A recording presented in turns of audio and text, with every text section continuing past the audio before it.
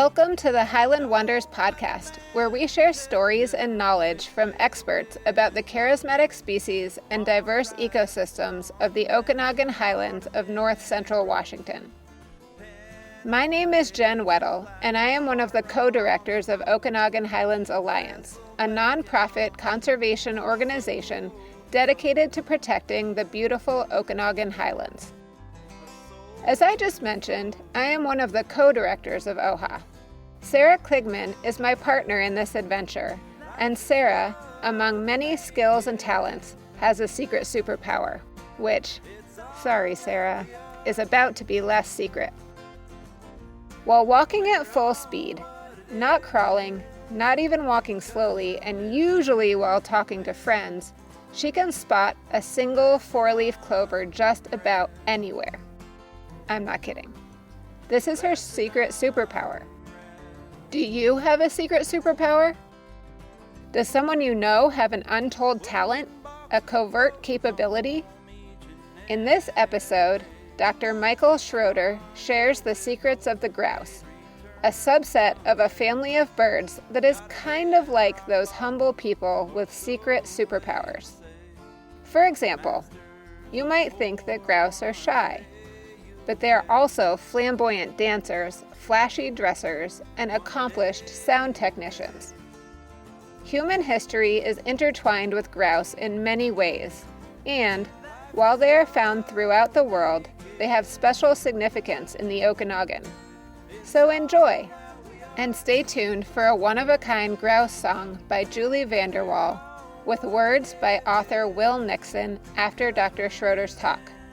All that you are about to hear was originally presented in OHA's Highland Wonders speaker series and has been modified for this format.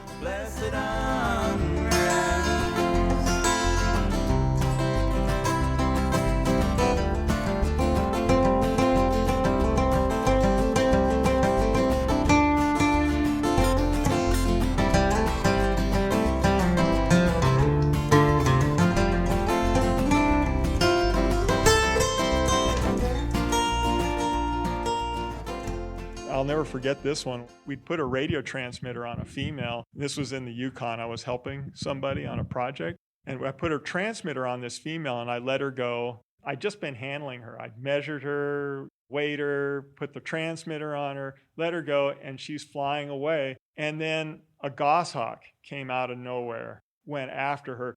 She had hyperdrive that I didn't realize she had. She's flying. I'm just holding her. She's flying away. And when she saw that goshawk, her speed doubled. I've never seen a bird fly that fast. And she outflew it. She got to cover. They're better than a lot of people realize. And one of their best techniques for us is they just don't move much. So a lot of people walk right by them, never see them. I've been working on grouse mostly more on than off for the last 30 years. And after that length of time, people start to think you're a little obsessed. There are other people who may be more obsessed about grouse than me. And there's a guy I know who I still go out in the field with. He's in his mid-80s. And one of his early experiences, roughly 70 years ago, he grew up in Seattle. He and a friend of his decided they wanted to go out bear hunting. And they kept hearing these low kind of grunting weird noises in the distance, and so they kept thinking, well, these are bears calling. He's young, he had no clue, so they're out looking for these bears that they hear calling up in these hills, and they never found one, not surprising. And it was only a couple years later that he ended up finding out that what he thought was a bear was in fact a city grouse, or what we used to call blue grouse. Actually, we used to call them city grouse, then we called them blue grouse, then now they're called city grouse again. So the names keep changing. But the bottom line is this guy ended up, in the 50s, he worked for the Washington Department of Game at that time, and he ended up becoming a professor at the University of Alberta, and he spent the last 60 years working on this species. That's obsessed. See, 30 years on grouse in general is not as obsessed as 60 years on one species like this. So anyway, why would anyone be so interested in this type of bird. And that's kind of what I wanted to give you an overview of from a general perspective, why grouse are so interesting. In a cultural way, I mean, they go back a long way. If you look at something like the sharp-tailed grouse is so well known in the native cultures that some of their dances actually, to a certain degree, replicate the dance that the sharp-tailed grouse does in the spring. In the spring, the sharp-tails get together and they have a performance where they're dancing around on what we call leks or dancing grounds. And the native cultures in this area, they call it the chicken dance. But you can go to the Midwest and the native cultures up there have a similar sort of dance, and it's all based on what they saw, because these were the birds that were living around them 12 months of the year, and during the spring, the display is pretty amazing. The rock ptarmigan, for example, is found all across the northern hemisphere, and one of the places it's found is in Japan. In Japan, the rock ptarmigan isn't hunted at all, and as far as anyone can tell, it hasn't been hunted in thousands of years. It's basically treated in Japan as a natural monument, a monument that flies. You can go to places in Japan where they have rock ptarmigan, and you will find ptarmigan on everything. You'll find it on sake bottles, you'll find it on signs, you'll find it on, basically warning signs. Things will have, protect the ptarmigan, throw your trash here. I mean, it's everywhere. And you'll have people by the thousands go out to places just, for the hope that they will get a glimpse of these birds. So they're pretty well known. There's other ways, that this popularity kind of manifests itself. There's an example of just some of the grouse festivals that occur around the country. There's an Atwater Prairie Chicken Festival, a Prairie Chicken Festival in Wisconsin. There's a Lesser Prairie Chicken Festival in New Mexico. And there's a Sharptail / Sage Grouse Festival in Du Bois, Idaho. So anyway, there's some other reasons why grouse are pretty well known and well appreciated around the world. And that has to do with the science part of it. Grouse have a pretty distinct variety of mating systems, and they have other things that make them interesting. They live here year-round, for example, so they don't migrate to Central or South America in the winter. So while we're here suffering through these winters, they're here suffering through these winters. That helps to kind of endear you to them a little bit because you know what they're going through. But they have some really interesting behaviors, and the mating system is one of them. One of the most extreme is the sage grouse. And in this particular system, the males gather on a fairly traditional site. They congregate, the males display, and that's where the breeding with females occurs. And it's so intense, the competition for mates, because a single successful male on a big lek where these birds gather may breed with 20 females in a morning. And so you have unsuccessful males who aren't breeding with anybody, and you have very few males who are doing almost all the breeding. So you can guess why the competition is so intense. The competition to be that one male or one or two or three males that's actually doing the breeding out there is pretty amazing. So that's one extreme. And then you get toward the ptarmigan, and they're monogamous. So you have a male and a female, and occasionally you have a bigamous male or something like that, but usually that's the exception. It's usually basically monogamy. In the past, in some areas, they've actually had issues with crop damage. You can go back 30 years, and our sharp-tailed grouse, for example, there were places down closer to Bridgeport where we know of examples where people were actually shooting them because they were getting into orchards and they were worried they were causing damage. So we're obviously not in a situation like that now. Now it's more often they do a little bit of benefit because they eat a lot of insects and stuff. Now the big controversy with grouse is probably in the area of sage grouse, and this has to do with issues like energy development in states like Wyoming. Not that there isn't some compatibility with sage grouse and energy development. It's generally the scale of development. It's because they're putting in wells at a density of one well every 10 acres, for example. And at that density, it starts to really have a big impact on the landscape. So anyway, I wanted to kind of go into a little bit of a historical thing because we're in a place that we have some pretty interesting explorers that came through this country, or at least close to it, who paid a lot of attention to grouse. And the reason why, grouse are a food source, but they're also very interesting. The Lewis and Clark expedition were 207 years after they passed in this general vicinity. The closest they really got to us here was down around the Tri-City area. But they had almost 100 observations of grouse they talk about in their journals. In other words, they were talking about grouse in their journals as much as they were talking about bison or a lot of the other big clamor species. This is an example of a quote in the Lewis and Clark journals. This is from Meriwether Lewis, which he's describing the sharp-tailed grouse. Prairie hen is inhabitant of the Great Plains of Colombia, the tail of which is pointed or the feathers in its center much longer than those on the sides. In the winter season, this bird is booted even to the first joint of its toes. He didn't call it a sharp-tailed grouse, he called it a prairie hen, but it's obvious what he's talking about when you read the description. There's another part of his description when he was describing what they ate in the winter. Feed on grass, insects, the leaves of various shrubs in the plains. In winter their food is the buds of the willow and cottonwood, also most of the native berries. Now here's some people, they're out in the middle of nowhere. Some of the times they're struggling just to figure out what to wear, and yet he's writing all this stuff about what a sharp-tailed grouse is eating, which really puts how amazing this trip was that they could do this.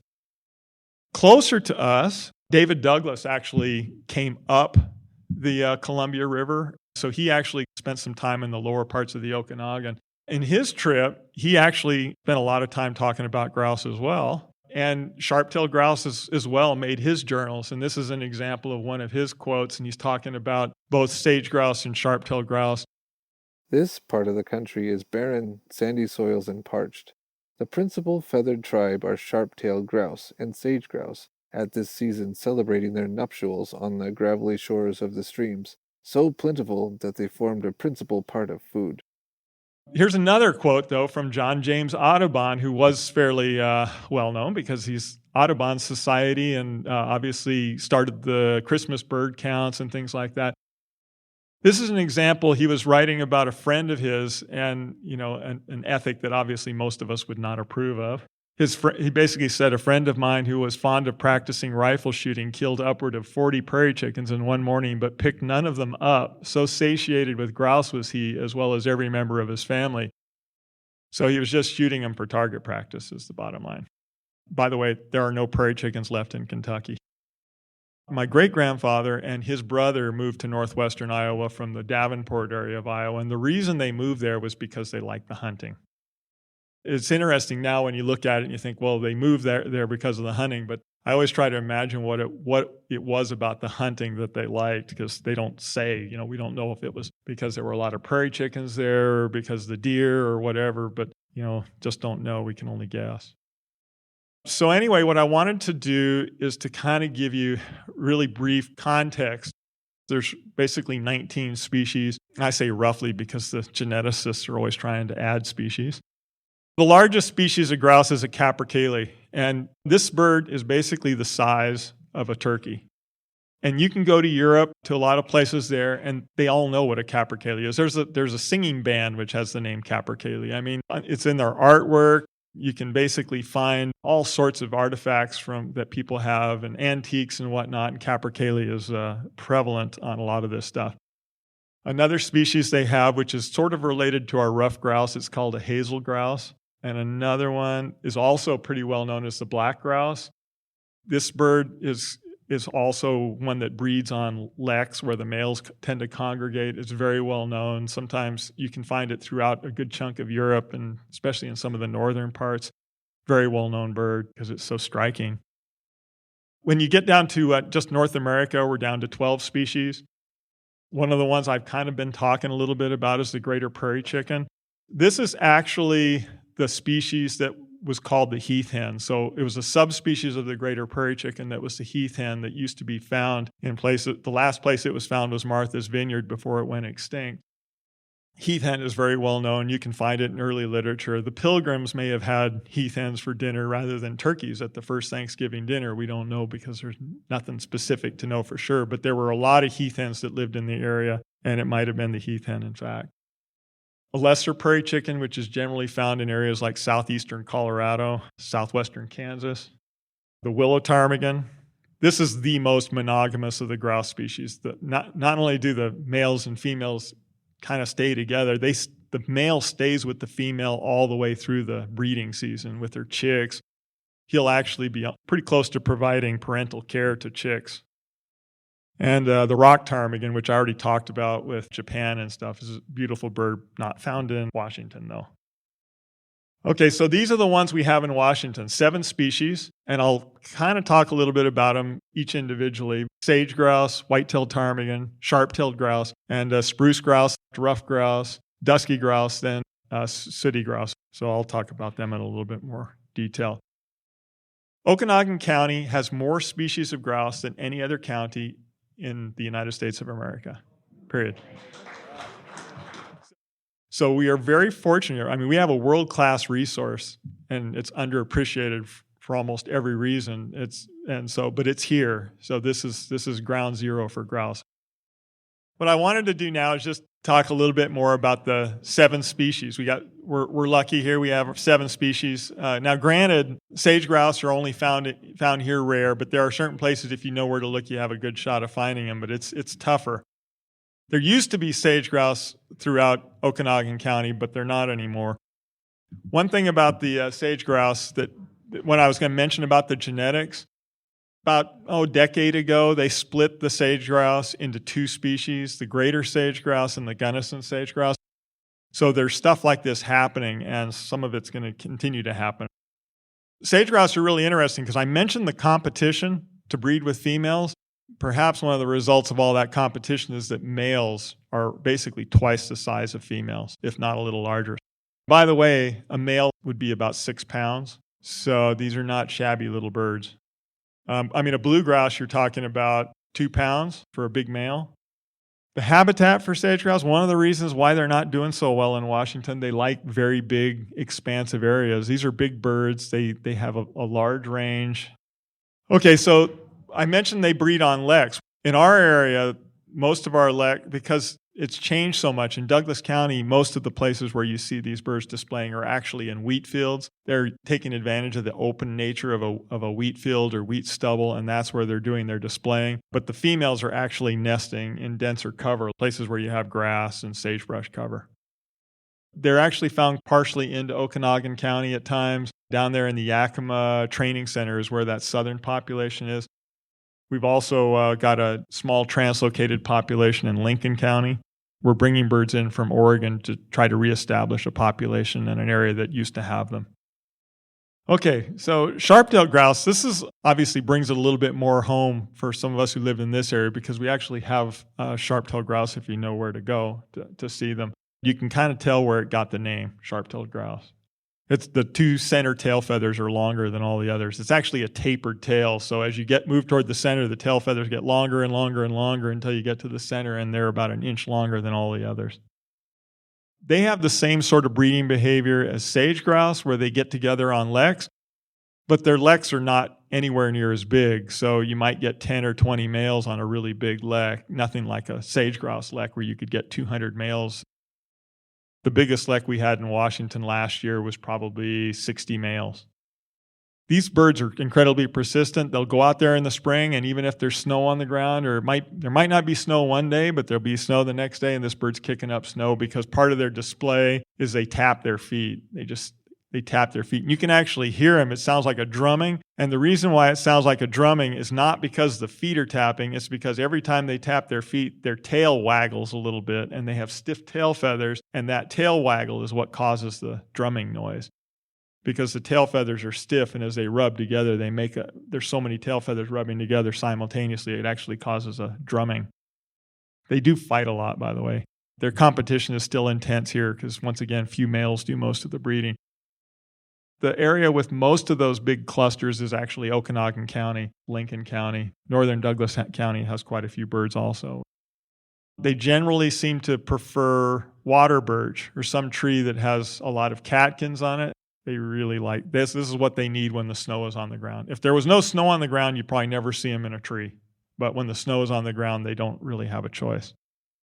So what happens is a place like Chesaw, you have to have these kind of riparian areas, the areas that have shrubs and trees, because this is what the birds need to survive in the winter. The other thing is It's not just the winter, it's also what they need during the breeding season, and they really need, these are grassland birds. They're found in the upper Midwest, they're found in Canada, British Columbia, but what they really depend on is grass. Like sage grouse needs sagebrush, sharp-tailed grouse really need grass. And we're kind of going up in elevation, sort of, although blue grouse make this really tough. I'll go into them later. But anyway, higher than sharp-tail would be a ruff grouse. They're the most well-known grouse species because they're found in the eastern seaboard. They're found in the Appalachians, and they're the most popular grouse as far as being a game bird. But that's in the east. Out here, they're just another grouse species.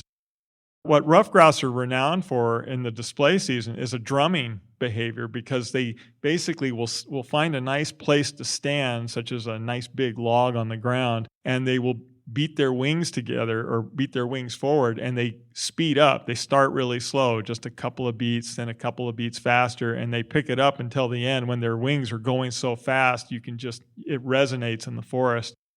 That drumming behavior is how they kind of advertise their position. So it's an incredible behavior, and photographers have recorded it a lot. They're fairly widespread. They don't like the sagebrush-dominated areas, but they certainly like, if you go up to the Sinlahican, for example, there's some areas there where there's a lot of ruff grouse. There's certainly ruff grouse up near Chesaw and in some of these other areas as well. They nest in shrub, understory. I mentioned the drumming log. Bird spends a lot of time there, and probably over more than 1 year, because he finds a nice solid place. Even it leaves a couple feathers on the log. Nice, easy place to sit, because they actually use their tail as support. So they'll stand on a log, and their tail will actually come down and support them. So it gives them like a tripod to stand on, 2 feet and a tail. They like a lot of different types of habitats too. You tend to think of these birds as being associated with aspen, but if you go to the west side of the state, you can find them in red alder and other sorts of forest too. And in the Appalachians, there's no aspen, and yet there's still ruff grouse. So they're able to do a lot of things other than aspen, but they definitely like aspen when it's around. Anyway, you find mixed forest where you have aspen and conifer, usually good for ruff grouse. For winter habitat for sharp-tailed grouse, and breeding habitat for ruff grouse. So you'd find ruff grouse in some of the draws where you have pretty good tree cover, and in the winter you'd actually find sharp-tailed grouse feeding in the same trees. Actually, you can find dusky and sooty grouse in that same area in the breeding season with their broods. Okay, so we'll work our way a little bit up. Spruce grouse. I think I told somebody this is my favorite bird, favorite grouse, which makes it my favorite bird. I actually worked on these in Alberta for master's degree, so I'm still got a soft spot for them. The male in the spruce grouse is very different looking than the female. Female looks really plain, but they're actually not. They actually sometimes they're more grayish than brownish, but they always have a really striking pattern of color. The male, of course, the black and white, it's hard to pass that by. And the red eye combs, especially during the breeding season.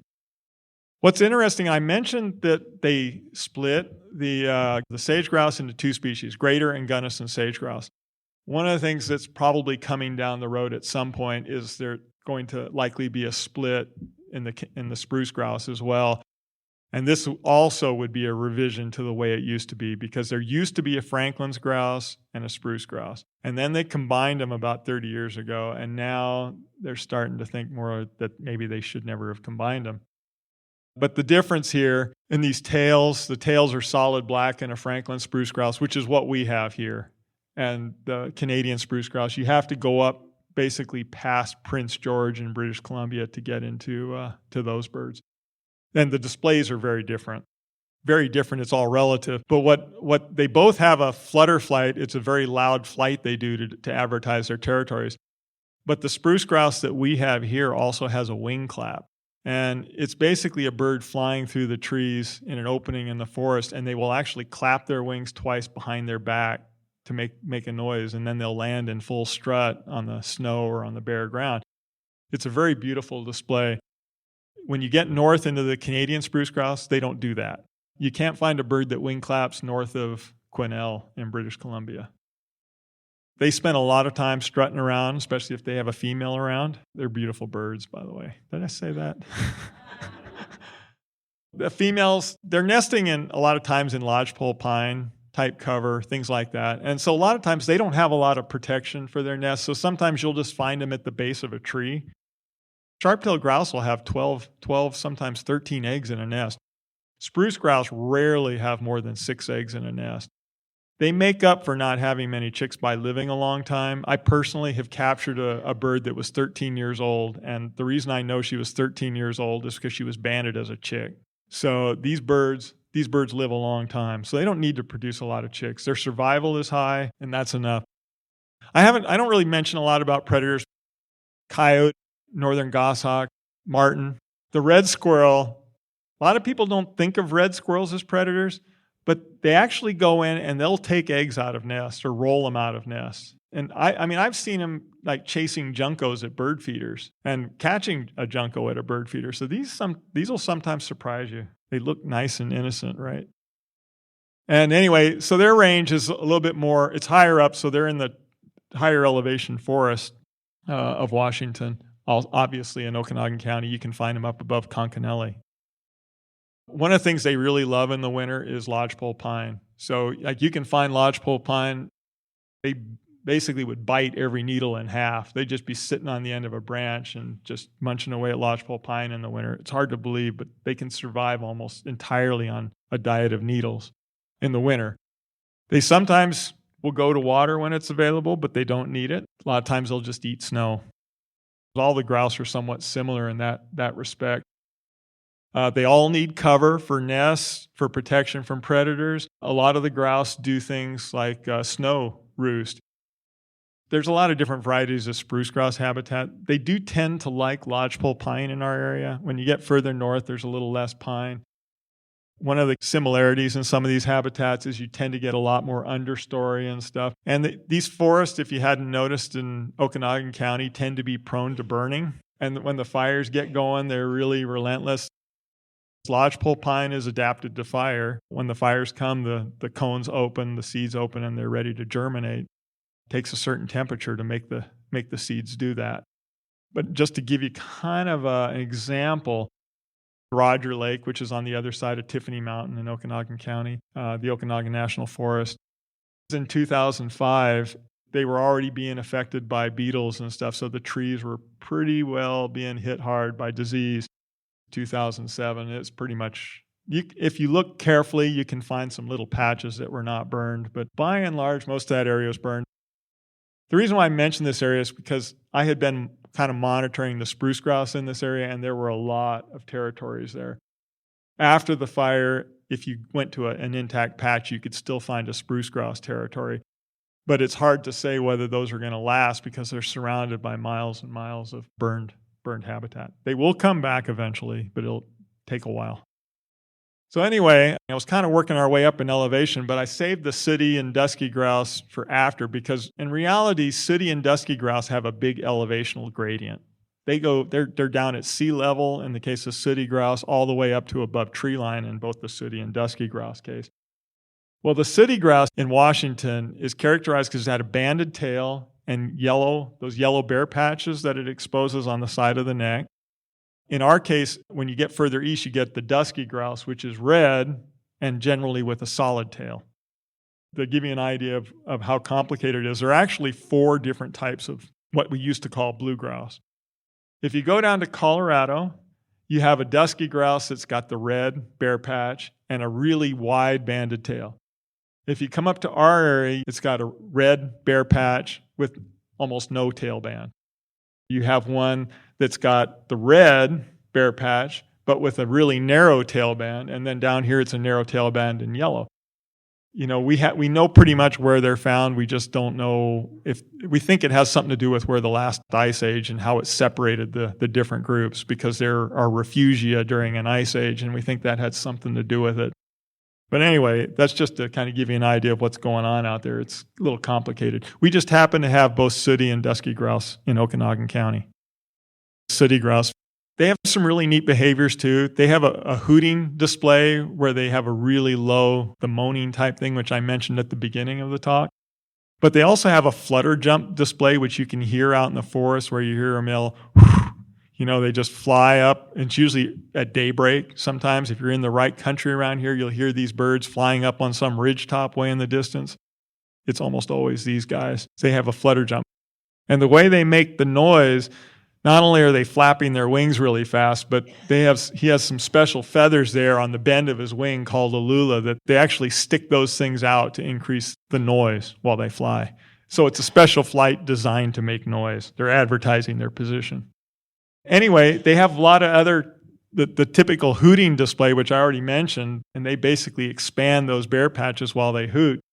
If you really wanted to know where the line is, if you ever drive up to Hart Pass and Slate Peak in that area, the birds on Hart Pass are sooty grouse. The birds at Cache Creek, which is about 6 miles on our side of that road, are dusky grouse. So somewhere in that middle, they kind of come together. So if you ever want to kind of know in our area, you can actually go drive and see one or the other. So anyway, they nest on the ground. All grouse nest on the ground. And the habitats vary. Sooty grouse on the west side, they generally like the ridge tops. They like to be up high. They do like grass because they like cover. A lot of times they nest under shrubs. They have an elevational gradient. You'll find them in sagebrush habitats, but you'll find them right up near the tops of some of these mountain tops like Armstrong or Tiffany or whatever. Okay, the last species, white-tailed ptarmigan. And we have them here too. And there's some areas where they're really actually not that hard to find. I mentioned they're monogamous. The female tends to be, instead of the gray, it's a little more brown. One of the things that's really interesting about white-tailed ptarmigan is they molt going into winter into a totally different type of plumage. And they're basically solid white other than their toenails, their eyeballs, their beak. That's pretty much it. I mean, it's amazing how white they are. There's no bird that comes close to that. I mean, they are pretty amazing. You can understand why ptarmigan were worshipped in Japan as some sort of godly creature. In the spring, they actually have a flight display, and they'll fly from rock to rock above the snow or wherever, and they have a call that they give, a really beautiful call. They're distributed, obviously, a lot higher up, so you find them on the crest of the Cascades, western Okanogan County, and we do know that they are on Tiffany Mountain. So anyway, the habitat, these birds live in the open. They don't, you hardly ever see them in trees, so they're going for really short stuff, which is you tend to find them in windy spots in the winter because they're looking for places where the snow is blown free. Top of Tiffany is on Armstrong. Slate Peak is another one. There's ptarmigan up there. If you look at a landscape, how would the grouse be distributed? Down on the lower part where it's really steep, that would be dusky grouse. The mixed hardwood lodgepole pine is where you would find rough grouse. And that really solid lodgepole pine area is where the spruce grouse would be found, and then up high in those mountains is where the white-tailed ptarmigan would be. So that just kind of gives you an example of where you might expect to find them. But the reality is there's tons of overlap. Just because, you're supposed to find a bird here doesn't mean you couldn't find another species there. But this is where you would expect their breeding territories to be.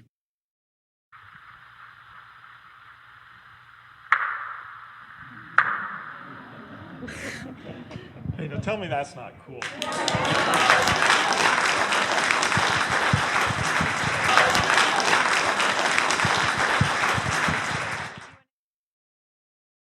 I was surprised when I went online that there are a lot of poems about grouse out there, so we're not the only ones who care about grouse. And I found one poem in particular that was really interesting, and it's like a whole story. I just took the first 2 stanzas. It's by Will Nixon, and it's really quite a clever poem.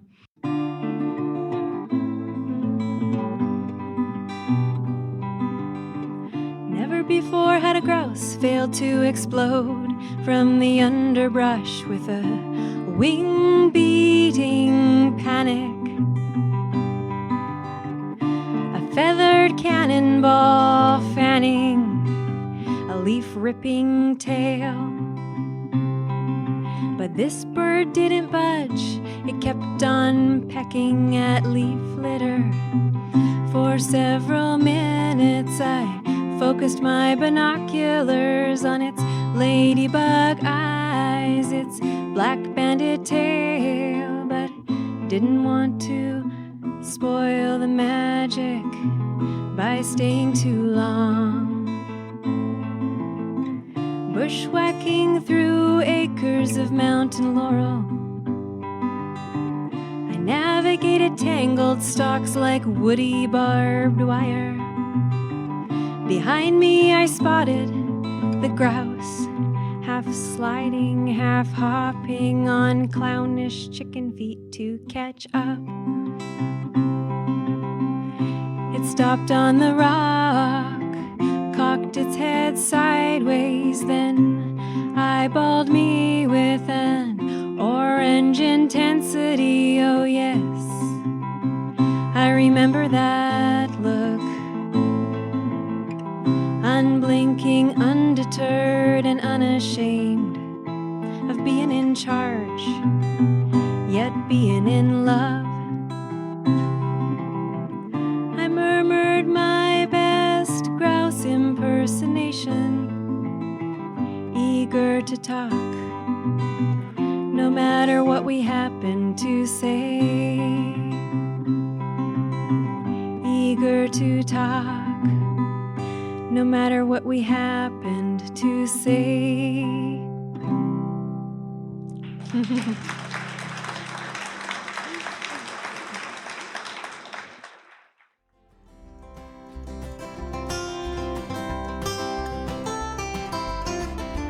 We've got moons on our shoulders and stars in our eyes.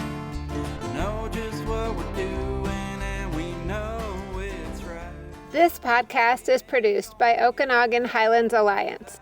OHA is located in Tonasket, a town in the heart of the Okanogan Valley of north central Washington. We are inspired by the beauty and diversity of the landscape that surrounds us, from the aspen and conifer forests to the highland lakes to the tumbling creeks that descend to the wide, glacier-carved Okanogan River Valley. We engage in environmental advocacy, habitat restoration, and educational activities in our efforts to protect local ecosystems for future generations. To learn more about OHA or to become a member, please visit our website, okanoganhighlands.org. Thanks to Dr. Michael Schroeder for providing the presentation. Voices of famous naturalists and explorers by Jordan Weddle. The Grouse song is by Julie Vanderwall with words by poet Will Nixon. Theme song written and performed by Tyler Graves and Andy Kingham.